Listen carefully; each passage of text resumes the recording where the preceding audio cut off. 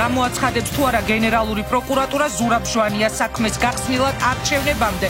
ყოფილი პრემიერის საქმის ახალი სკანდალური დეტალები რა ხდება გამოძიების დაწყებიდან 1 წლის შემდეგ.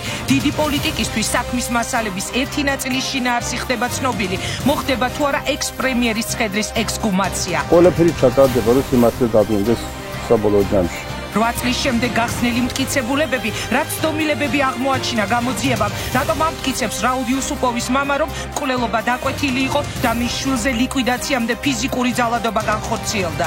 იქ მოხდა რაღაც შემოხდა, რაღაც ხდება, რაღაცა ისე ხო ახლა ადამიანს კლავებდა, ისე ხო განებდებოდა. ჟვანიას საქმის ახალი მოწმეები და მათი შოკის მომგვრელი ჩვენებები, ვინ დაინახა თუ როგორ ძალადობდნენ რაულ იუსუპოვზე.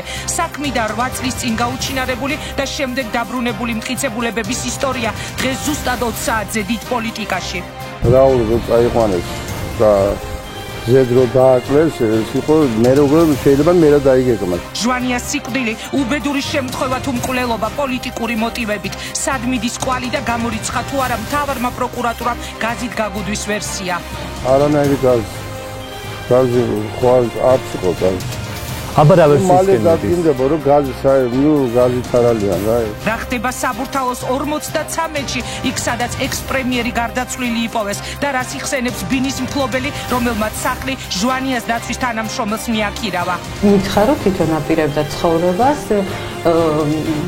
იშვიათად აპირებდა მოსვლა, ესეც მითხრა, მეგობრებისთვის უნდოდა ვინა. დღეს თოქ-შოუში დიდი პოლიტიკა გოგლა ჟვანია, იაშირ უსუპოვი, ელენე თევდორაძე, მაია ნიკოლაიშვილი, პეტრე მამრაძე, თამაზ ბაკურაძე და პირდაპირ ჩართვით შვეიცარიიდან ჟურნალისტი ვახტანგ კომახიძე. ჟვანიას საქმის ახალი სკანდალური დეტალები გიყვებით ყველაფერზე, გიჩვენებთ ყველაფერს.